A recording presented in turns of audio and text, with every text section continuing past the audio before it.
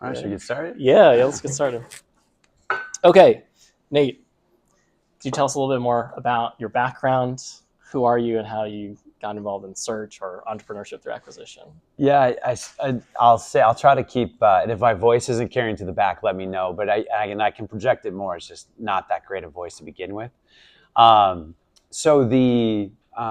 think for a lot of us, entrepreneurship through acquisition, you come across it at some point and you just get so excited.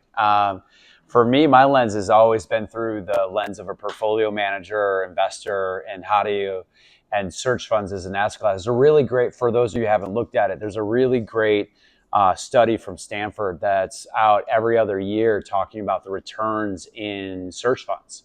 And if you take a peek at that, usually a lot like water, capital flows to those highest returning points, and so or those spots that are giving you the best return.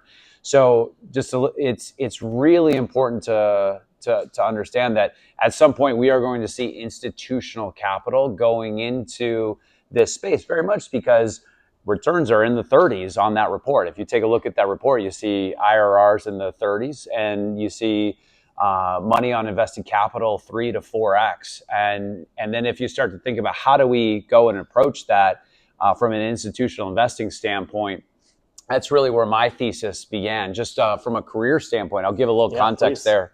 I started 12 years at JPMorgan Chase, variety of roles, like straight out of a little school in Indiana called Valparaiso. I've got family, kind of always been torn. I've got family that has a farming background, and I got family that's from sort of a very urban environment. So I've been kind of one foot in each world. Went to straight out of undergrad, went to school, through a number of different programs, business banking, commercial banking, private wealth, all that good stuff. Just spent a bunch of time just collecting skills along the way. Really fortunate to get a chance to do some consulting work, internal consulting work, some pretty large merger and acquisition work. Very involved in 2008 I was very involved with the Washington Mutual acquisition for the firm, involved in a couple carve-outs for the firm. So really excited to do all that. And then I was fortunate enough to get to meet kind of your partner in life, and kind of go down that whole rabbit hole with kids. So it is a rabbit hole. For those of you who are not there yet, it's holy smokes. So I wanted to be a good dad, and I had to get off the road. Oftentimes we hear from our entrepreneurs, why did you end up going down this path of entrepreneurship versus staying in what you're doing? Well, I traveled for a living, right? I was on the road 6 days a week, and I was not going to be a good partner and a good father if I continued to do that. So being able to move my career in another direction where I was able to kind of stay a little bit more local was huge, where I was going to be able to do that. So I ended up going over to the investment management side of the house, led a lot of folks, went over to Bank of Montreal, did something very similar, ran a bond desk, ran an IPO desk, and did a variety of pieces there, but always around building portfolios and investing and allocating capital. Started doing that as an outsourced chief investment officer for a number of families. And then what's really great about that role is you also see the operating businesses of all of those families. So a family might have a public market portfolio of $100 million or $200 million, but they also have a number of operating companies that they are asking to look at and work at and build into their overall thesis. I began to work on factor modeling of public markets into private market assets. So think about, hey, what drives performance in private public markets is often what drives performance in the opposite, in the smaller markets, in the private markets. So we were trying to take public market factors and apply them to private market assets. Did some really neat work in there, and I worked for Silicon Valley Bank for a while, building out theories in groups that did a lot of that work. Had the opportunity to really get involved in ETA and saying, hey, we know that we're going to want to invest in this class at an institutional level into this space, and how do we best do that? So that's where we started building out an entrepreneurship program, working with a family office out of Switzerland who was building called NCA and Novastone Capital Advisors. They are the ones that we've partnered with at HalBar to run the entrepreneurship program. And today we continue to work with them and continue to develop a closer and closer relationship with them because they just produce some of the best searchers out there looking for incredible deals to invest in. So I'll stop there. That sort of brings you up to speed on, there's so much more to that story, but I do not want to bore people on the origin story. I'm really careful about that. So I'll let you stick to your questions. And then there's a lot of ways we can go with all of that information. It was, and it's like a fire hose to give you one chance to talk about it. Blocking and tackling questions. So in the search fund, the ETA world, we throw these terms around: traditional searcher, self-funded searcher. So I'm kind of curious to just level set for everyone here, because I don't want to assume we all know what are those two, how would you describe them? Yeah. And then also, this is kind of getting into your area now of investing, of what do the deals look like between a traditional versus a self-funded? So what are the terms to level set, and then what do the deals look like for each one? Yeah, and I'll add a third one, which is institutionally backed searcher, right? So I'll add a third kind of new wrinkle to that. So the way I've defined these, right, is if you go into a self-funded searcher, let's just you got your day job and you're looking for a lower middle market company to buy, and we can define what that means in here as a group. But really simply, a self-funded searcher is I have enough capital to fund the operations that it costs to look for a business to buy. That's the simplest way to really define a self-funded searcher. What's beautiful about a self-funded searcher is you keep all the economics, right? Like that, the economics around a self-funded search are fantastic. There's all the challenge, there's a ton of challenges, and they're well documented with self-funded searchers. Is if you don't leave your day job, guess what you end up doing? Your day job. Like you spend it takes all day, every day to find a company. And if you're not willing to quit your day job and spend that kind of hours, so you've now signed up for 2 40, 50, 60 hour a week jobs, and just be prepared if you're going to be a self-funded searcher who's not quitting their day job.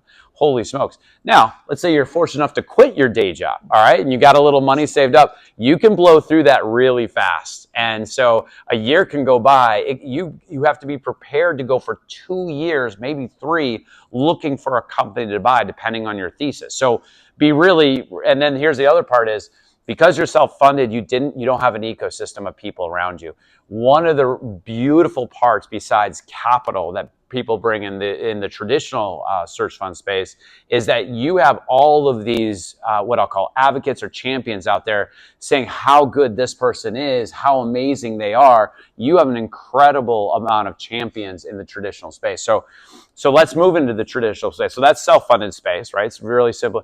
The traditional space is you have a thesis around acquiring a lower middle market company, and you believe that you have domain expertise to operate that company successfully.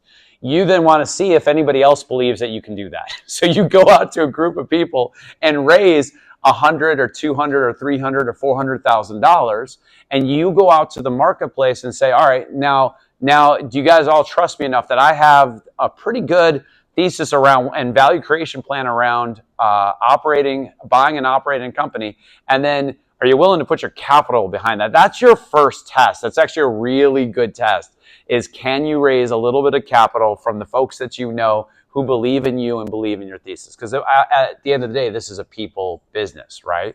The third part is the institutional backed searcher. And so the institutional backed searcher, this is where you're going to go into an entrepreneurship program. This is actually what NCA is. NCA is institutionally backing searchers, where you go out and you find a private equity fund, a entrepreneurship program, an incubator, a studio, whatever name you want to call it. You find one of these groups that will provide you with the capital that you need to fund your search, and then go out and then ultimately provide you with the capital or help you find the capital to fund your acquisition. So I've been doing this part for a while, so hopefully that's a really plain English way to understand the 3 kind of searches you can conduct. Yeah. Now, they all have benefits to them, And they all, as you go, the most economics are on the self-funded, and then the least economics are the institutionally backed, but you have the most support in the institutionally backed, right? So that gives you a range. Yeah. Yes. So one of the main differences between traditional and the Institutionally backed? Institutional would be that with traditional, while you have access to capital while you're searching, you still are going to have to go find capital for the actual acquisition. You are, yeah. You're not gonna have any help or capital deployed. Now you're hoping if somebody on your cap table of your search fund, actually, and you give them that 1.5x step up when you get to the point of acquisition, you're hoping one of those folks can actually go through and say, I'm also going to put $3 million, $2 million, $1 million of equity in. So if I could make a suggestion for any of you doing sort of a traditional search fund, try to at least pull in one sort of anchor investor into your fund who would go meaningfully into the acquisition side. Now there's a lot of funds out there, and you're just going to have to hustle when you get to the acquisition point where you can go out and get this. It's real work, because often most cap tables for the search look very different than the cap table of the acquisition. That's a great question. And then one last follow-up question. So you feel like the search funder, would that be the traditional model? Is that how you? Yeah, generally the folks on search fund are using the traditional model of search. But they'll actually tell you usually when you're on search fund, or they'll say, oh yeah, I'm a self-funded searcher, I'm a traditional searcher, or I'm in a search fund program or entrepreneurship program. They'll usually self-identify on there. Cool. Institutional backed search. You mentioned that I'm kind of modifying the question here, that you provide support, or there's a lot of support that comes with it. Would love to hear more about the support that you provide, and then from there, what kind of deals that you're looking for. Yeah, so let me talk about the one I'm most familiar with, is the one we run at NCA and partnered with at NCA. It's just an incredible group of folks, right? So around 3 years ago, there was a European entrepreneurship program that was sponsored by a family office. They decided they wanted to grow into the North American market, which is where HalBar began to get involved. And today, there's almost 30 folks in the program. And so they're provided the basically what equates to a salary. It's not a salary, it's a stipend, right? But they're provided a salary for, and we focus on mid-career professionals. We really like mid-career professionals. We were talking about sort of the sweet spot being somewhere between 30 and 50, somewhere that you've had 10 to 15 years of experience of operating or P&L management, and you've got a real strong domain expertise or thesis around a particular area. There are generalists, and you will see a lot of generalist searchers out there. We don't at HalBar and NCA, we don't particularly love generalist searchers as much as we like a searcher who has they're taking the experiences they had, and their thesis is to apply those experiences into a company that's either directly in line with their set of experiences or adjacent to their set of experiences. But I would say what's really exciting about that program is you have 29 other people, in the program to call on and say, how's your search going? There are a couple different ways to run searches. You can do kind of a mass marketing type campaign, or you can work with a number of brokers, or you can go down and you can actually do a proprietary from your own network of people to do searches. We'll help you kind of identify what search, and by the way, it's usually a combination of all of that, right? It's usually not a binary this or that. It's usually a combination of all of those things. So we go through and we really help you. Hey, how structuring your search? What other searches have had success for? How does that look like in your particular skill set? Because you could be looking in an industry that you really need to have a network in to find deals. Or you could be in an industry that, frankly, brokers are the absolute best channel to go by. So we help do all that. Now that we've been doing this 3 years, you walk in and guess what we have? A whole bunch of deals we've looked at over the last 3 years. So we have hundreds of deals in a database that you can sort through that are already there. Some of them which are very good but weren't fits for the thesis that searcher had, but are still in the marketplace. We got a couple of those right now that searchers are looking at, that another searcher, it just wasn't fit because they didn't have the experience. But now a different searcher's looking at that, and they have a great opportunity in front of them because it fit their particular skill set. So the most important part is they help with the search, right? So you get good selection, they help with the search, but now you get M&A access. You have people like myself and many others who have deep M&A backgrounds, and they can help you think about how to structure your deal, how to do an earnout, what kind of terms to think about. You don't have to think about it in an institutionally backed search. You don't have to learn how to do M&A for the first time. We have a suite of people to help you with the M&A process. Then now value creation. This is what happens post-close. HalBar has a great set of people on staff for value creation. I've got an elite SaaS person on my staff, a great rev ops person on my staff. These folks can help you dive in and create value right away. Then we just take our network and use it for your benefit. We're like, I know potentially the CEO of a very important client and they're a friend of mine. Guess what? You're going to know that person within a day, right? So it is really, that network effect is real. That post-close value creation effect is real. And then we're going to help you through the exit, right? So in an institutional back piece, you're now getting help structuring who to sell to, how to price it, what to price it at, how to do the exit. And if this is your first time doing something from that start to finish, it's really nice to have an institutional partner. So that's the difference between a traditional search fund that goes straight into, you have to learn the M&A, you have to do your own value creation, you have to create your own networks. You may have all that and not need it, right? And some people do. But if you don't, then finding a program or an institutionally backed program is really helpful. And we're not the only one. There's several others, but it is really nice to have that support. Yeah. Great. And so say a searcher in your program, they find something, say that's a fit for them as well. Yeah. What are some of the business attributes of that deal that you're looking at that you're like, this is a home run? Yeah, and we're a little different than other places, right? Because we're looking probably just slightly bigger than most self-funded or traditional searchers are looking for. We're looking for $1 to $5 million of EBITDA. Generally, we're looking to keep our purchase multiples down below 5. So you're looking at purchase multiples at 3, 4, 5, maybe 6. But our average purchase multiple doesn't come above 5 too often. We're looking for a asset light type business, which is pretty typical in the search space. So, if it has huge CapEx expenses on a regular basis, it's really hard for us to get our heads around. Roll-up strategies.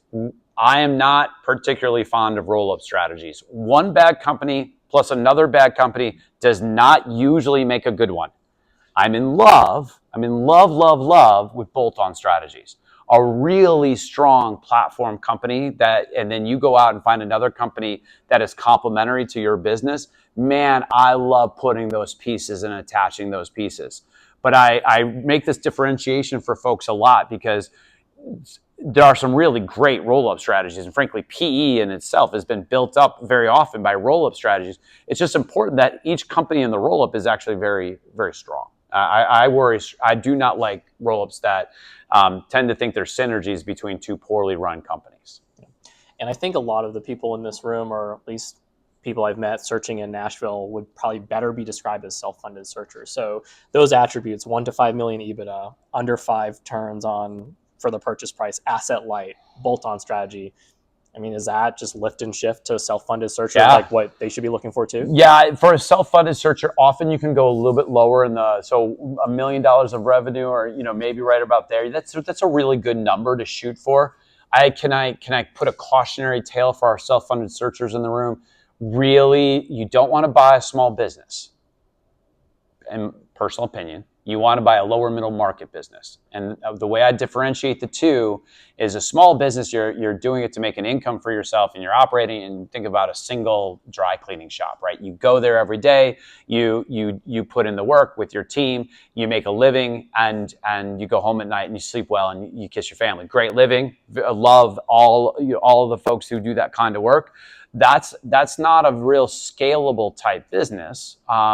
As you're trying to grow, and if you have a plan and thought to exit. So there are income lifestyle businesses that you can buy, and if you're looking for an income or a lifestyle business, it's really out of the scope as a search of traditional, even self-funded search. That's generally not what search is usually. The idea is to find a company that you want to buy, scale it over time. You're looking for businesses that can scale.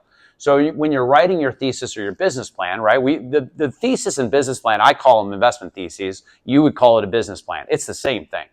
You go out and you write your business plan. Make sure it's a business plan that can scale, because investors aren't going to want to invest in a lifestyle business for you. They're going to want to invest in a scalable business that they can participate on the upside with you. Does that make sense? So I just want to caution self-funded searchers to differentiate between lifestyle businesses, scalable businesses. Now, if you never take a dollar of outside money, well, then that's up to you, right? Do your thing, right? Like, you be you. But if you're looking to scale and get outside capital, then you have to be able to grow the business. From an investing standpoint, there's a real benefit for us as investors going from lower middle market to middle market businesses. One of the core tenets to my investment thesis, and the ones that we work with at NCA and our partners at Novastone, is we believe that when you build a business that has about a $25 to $50 million of enterprise value and build that business up to about $75 to $100 million of enterprise value, the cash flow risk becomes much less significant to the overall business. And by that, because that has happened, they're actually willing to pay a little bit higher multiple on that more stabilized, larger business. So you actually get what we call multiple expansion in the investment thesis. And when you put an operator who isn't at the end of their career in place to run the business, which most of you would be in the middle parts of your career, you actually get an increase in the value of the organization as well, because now you have a stable operator who's planning on being there for 10 or 15 years. I think you've actually answered my next question, which was, is there a business or an acquisition that would be great for a self-funded searcher versus traditional or institutionally backed? And it sounds like the answer is, if it's a lifestyle business and that's what you want. I mean, is that just kind of the difference? Yeah. I would say, I think even self-funded searchers often are anticipating growing the business and taking outside capital, right? If you're never planning on taking outside capital, it's a different equation, right? But if you're building something that is attractive to other investors or other participants, and frankly even employees, then you got to build it in a way that's built to grow. Right. So you've done a lot of deals, seen a lot of searchers. For the group here, which I think have a lot of people looking for a business to acquire, if someone out here is looking for not a lifestyle, but a lower middle market business, what do you think the attributes are? Because I think there are some people here, a little more context, that are thinking about doing it, searching and honest, haven't acquired yet. There's still time is this the path that I want to go down? What are traits of successful operators that you've seen versus unsuccessful, or people have gotten in trouble? Yeah. Okay. This will be a good one. Don't narrow your search geography too much. I know we all like being in our beds at night, and it's great. We've got family and relatives. I will say, we have people in our program who have national searches who are working all day, every day on with a whole lot of resources and support, and it takes them 20 months to find a deal, and that deal may or may not be within 100 miles of their home, right? It is really important to be the more flexible you can be in your now. Sometimes circumstances just aren't there, and you can't be more flexible in your search. That's fine. Honestly, nothing you can do about that. But if you have the flexibility to widen your search scope past maybe a couple 100 miles from your home, where you're willing to relocate. So I think question right is can I find something in my community? Maybe, maybe not, that fits your thesis and skill set? Maybe, I hope so. Can I find something in my broader, geographic region? I hope so. And then, should I do a national search? You'll have to come to that decision. That's a real personal decision. You should know that up front, though. The smaller geographic radius, the harder it is to find something that fits your thesis, or the more massaging of a company you'll do that doesn't quite fit the thesis, because you really want to find a company. You're getting antsy, you're 18, 19 months into your search, and you're running out of search capital. Have enough money. I think I talked about this at the top of the session. Have enough money raised. Running out of cash is a real thing. If you're doing a traditional search and you didn't raise enough search capital, I cannot emphasize enough. I've seen people raise just $1 million or just a year and not enough to search. You should try to look at your income and expenses that you have coming in, and what am I going to need to raise to do the search, right? Am I going to be able to self-fund 2 years? going full time at it? Am I going to work and do that at part time? And again, I'm going to suggest to you that's really hard. Just know you're putting in 80 to 120 hours a week every week doing it that way. And then am I going to go out and raise a year, 18 months, 2 years? And, in our program, generally people are going to, you're going to be able to support, a family of 4, a house payment, a couple car payments. Like, you're going to be able to support your entire lifestyle in our program. We designed it that way to provide escape velocity for mid-career professionals. We have one of the highest rates of search capital because we believe the best searchers, one of the reasons they're not on the marketplace is if you've got 2 kids and a dog and a real cute house, it's hard to leave that corporate job and go out and find that company to buy. That's a real hard thing to do. And what we want to really provide is those really great operators who have this domain expertise that we want to put our arms around, love, and support. We want to give them enough capital to do that. And so if you're going to be self-funded, or if you're going to be a traditional search, or if you're looking at an institutionally backed search, just make sure there's enough capital for the search period. That's a big deal.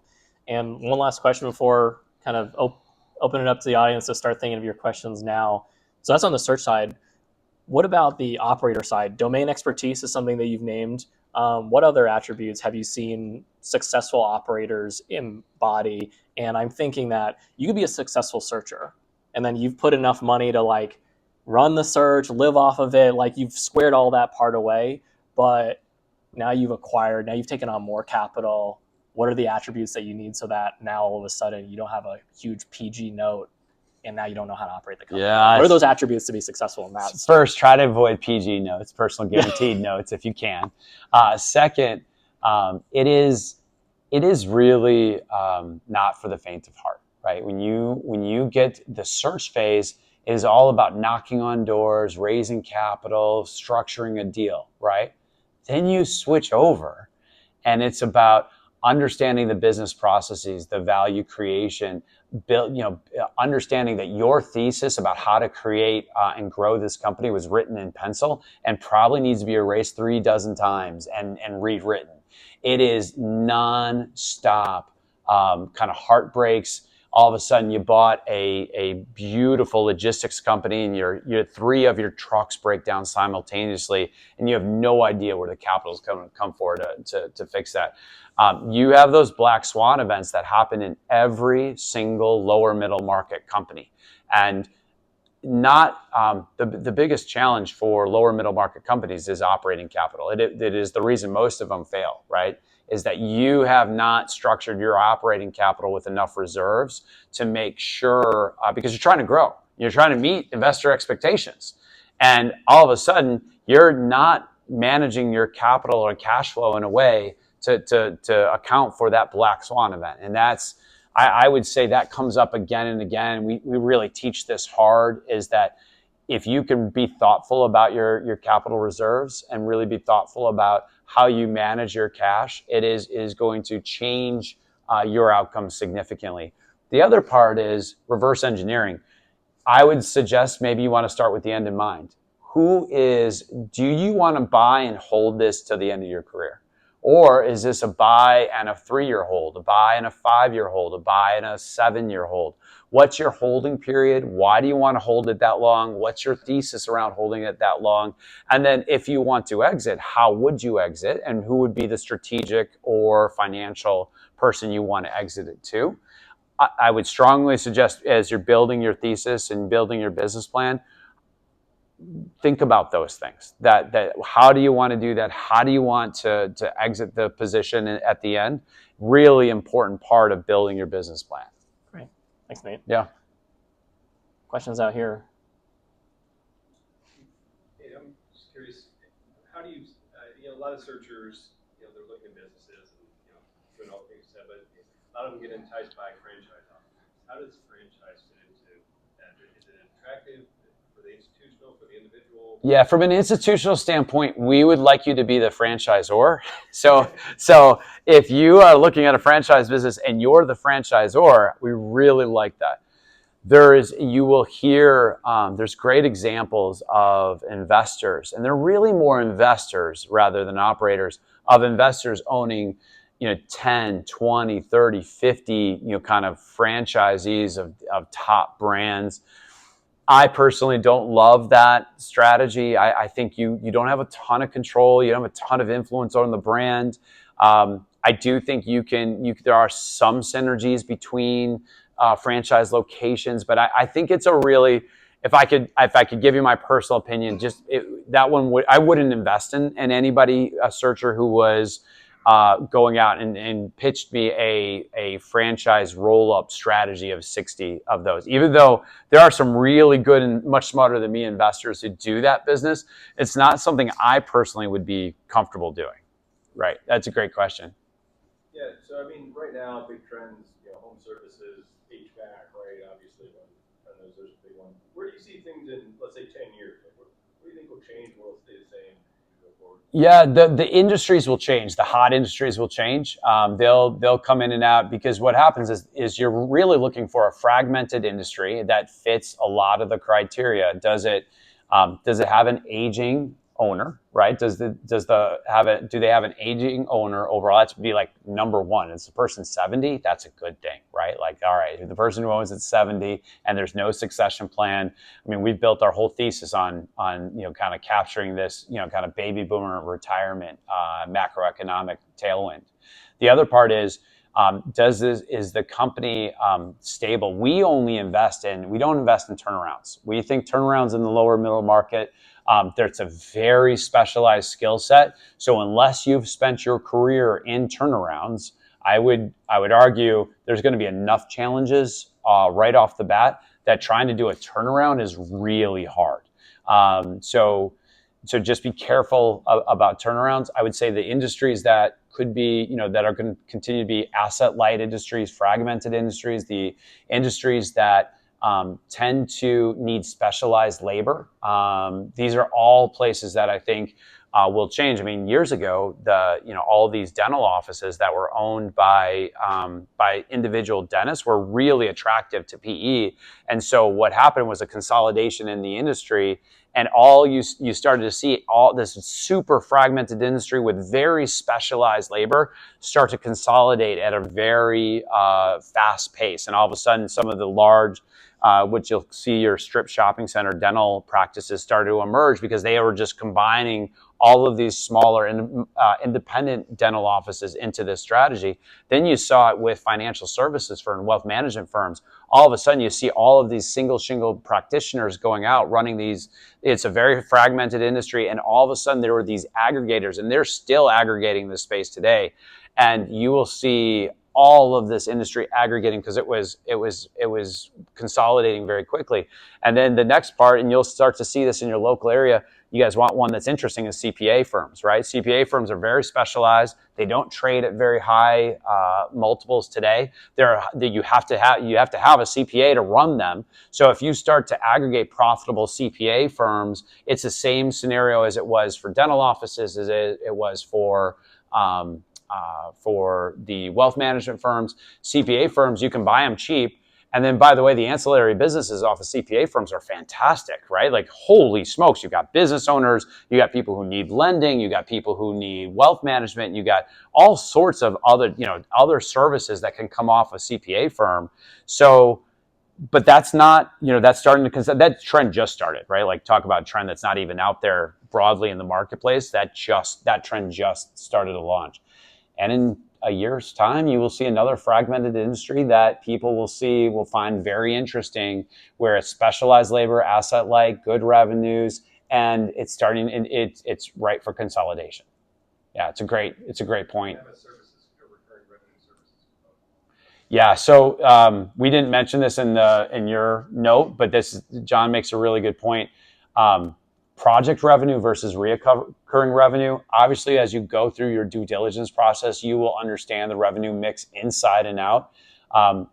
If you are looking at a firm with just mostly project revenue by generally one single individual in a highly concentrated way, I think 70% come from just a handful of the clients. That's a turnaround. So just so you know, if they have 70% of their revenue from one or two clients and it is project-based revenue with a retiring CEO. That is a business that I'd look personally, and before I invested in it, I would look really closely at and make sure I understood it really well. That's a great point. So if you're coming at this from a traditional search perspective, and probably somewhere between self-funded and traditional, Yeah. meaning you don't have search fund capital or any of the big institutional investors in it, it's more high net worth individuals. And you don't know yet, because you don't have the deal, how many of them will participate in funding the deal, but you do have people who have the wherewithal to do it. Yep. So when it's time to get a deal done and you have a gap, the question I have is making up that gap. What's a good strategy for doing that and how to approach it? And how much time would you say you should allocate now to managing those relationships so that if it's time and there is room, that you actually have warmed them up so that it's time to actually get a couple of the groups of the funds that fund those equity gaps. There's a number of folks that are out there in the world funding equity gaps for searchers, right? So they love that space because, and just like I love partnering with NCA, one of the reasons I enjoy partnering with an entrepreneurship program as an investor is because I don't invest into the moment there's a deal on the table. And you're kind of talking about the same thing, which is but I also would really rather know the searcher before I saw the deal. So I think you're right in kind of identifying you should go to those funding sources, at least have a few that fund equity gaps for searchers, right? You should definitely be going to that spot. If you're a traditional searcher, you feel like, hey, I want to go up. Potentially what happens is you found a deal that's a little higher than your thesis. So let's say your thesis was $1 million EBITDA at a 4x purchase multiple. So you're looking at maybe a $4 million, $5 million enterprise value business. And all of a sudden you find a $3 million or $4 million business that you really like. And they're looking for a 5x, and it's now a $15 million purchase. And you're like, this is the business. I know this is the business. I know I can run this. I know it's my exact thesis. It's just a little bit larger. If you've had a couple of those relationships already, you might be able to go and get that larger deal done. And related question, if you're mostly high net worth individuals, is there a discrimination among institutional investors who make up those gaps that look at the cap table and say, yeah, but there's not any institutions in there, and they're reluctant to come on board, and you need to really chart your strategy with high net worth individuals to make up the gap? Yeah, good news. No. Good news in this spot. It does not matter if you have institutional investors on your cap table. We would expect most of the traditional searchers that have raised capital to be from friends and family, close associates. There is no need for you to have an institutional investor potentially on your cap table. We would understand that, and we would very much love to see that deal and say, hey, we totally get it. You should be. That's the group you should have gone to raise your first, $200,000, $300,000. Generally, for those of you who don't know, your search fund phase for a traditional searcher is usually about $200,000 to $600,000 of search capital.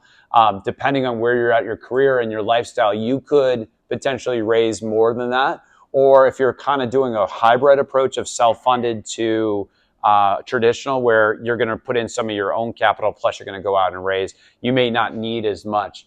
And then again, if you're also using the approach as a self-funded searcher who's working, the working capital that you have is paying for your search, right? So that's that.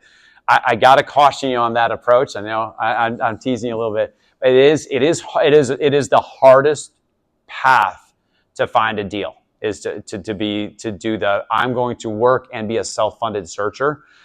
We work with folks like that all the time. HalBar has some folks that are kind of CEOs of companies who can't leave their positions, and we know them well, and we know that they have been on their own self-funded search for a long time. And we're going on years 3 and 4 now of seeing these folks not find a deal, because they just, if you're at that level of an organization and you get pulled into a project that's taking up 80 to 90 to 100 hours, which you will get pulled in at that level all the time, it's hard. Yeah. It's really hard. John? When you talk about that search fund phase, How do you break that down in terms of what's going to fund my lifestyle for that period of time, and what's going to have to fund the due diligence, the quality earnings, Yeah. the lawyer's fees, the accountant fees, and stuff? How do you Yeah. So have you guys gone through this process? Like looking, like it is you're like, oh yeah, I've got $400,000 for my search. Perfect. I only need a couple $100,000 to live. I'm good. And you're not, because it's going to cost you each deal. Once you get to what we call confirmatory due diligence, when you get to that point where you need to order a Q of E, you need to pay your attorneys, you need to get to an M&A, there's potentially breakup fees in the deal as well. All of a sudden, you need to reserve around $50,000 per deal that you're going to do. You will miss on a deal. So now you have to reserve $100,000 because all that money just got flushed down the toilet. You use $25,000 to $50,000 on a Q of E, lawyer's fees, a bunch of other stuff, and the deal fell apart. It's a flaming ball of disaster. And it is something that I'd love to say you can avoid it. You can't avoid it. It's going to happen. A deal is going to fall through. And you should plan on that. You should plan on being able to do 2 or 3 rounds of due diligence and attorney's fees and M&A fees and all that good stuff. You should plan on that. You should probably have maybe even a couple good people on retainer. I mean, it is real deal. The other part is a lot of our searchers do an intern, generally, or pay for an assistant, some sort of shared assistant. There's some really great services out there. I use a woman at Personal Concierge. She's absolutely incredible. Her name's Heather, if anybody wants to know. She's absolutely incredible. But the key was I didn't need anybody full time, right? And we recommend to our searchers all the time, like, there are 3 or 4 really great services out there that you can do fractional assistant work, all the way down from a couple $100 a month to several $1,000s a month, depending on what you need and the extent you need somebody. I cannot tell you enough how important getting an assistant where you can be out meeting with owners and investors, and they can be in the back of the house managing email campaigns and responding and setting up your next schedule. You can get that dance going. A lot of people are like, I don't need that kind of support. I promise you it will make things easier. And it doesn't have to be really expensive. You just need somebody working with you on the search phase. Many people have done it through interns. If they're doing a self-funded search and they want to do an intern, and their intern wants to see how the search fund works, see the process for themselves, there's a lot of really kind of energetic college students who want to get out there and really work and help and get some experience. It's a great way for them to get some experience. Yeah. You have to direct that person quite a bit more, right? Obviously, this is their first foray into this space, but it's really, please carve out a little bit of the budget for that. Right. Yeah. I have 2 questions. The first one, do you know of any way where you could fund any capital structure or the equity stack from non-accredited investors? Is there a way to do that? Is there any kind of funding or pooling mechanism? There probably is. Unfortunately, I'm not aware of it. We only have seen people do it from accredited, or I've only been involved with people who have done it with accredited investors. I believe you'll have to check with your attorney or kind of legal counsel. I believe there might be a way for friends and family to come in if they're not accredited investors. Like I believe there is some rules around if they're related parties can come in that way, but that's not my expertise. But yeah, so no, you've really got to focus on accredited investors. Yeah. And then the other one is, do you have a sense of the success rate for institutional-backed searchers versus? Yeah, it's a lot higher. It's a lot higher. So think 70-80% success rate. We're really proud of our partner NCA has just got an incredible track record. I mean, they're pushing 80 or 90% success rates. I mean, it's really cool to see what they've been able to do. I would say generally traditional search, they're sitting around 50% success rate for traditional searches. And then self-funded, I haven't seen any data on obviously it's really hard to get data on self-funded searchers. So I haven't seen what that success rate, but you can imagine self-funded success, if they all reported and they were all honest, like I tried to go out and buy a company and I didn't, there's a lot, it's a much smaller percentage that actually go all the way to the end. Let's do Okay, let's do 2 more questions, and then we have the time to do kind of network and like continue asking questions. So we'll do 2, and then we'll break and go from there. Yeah.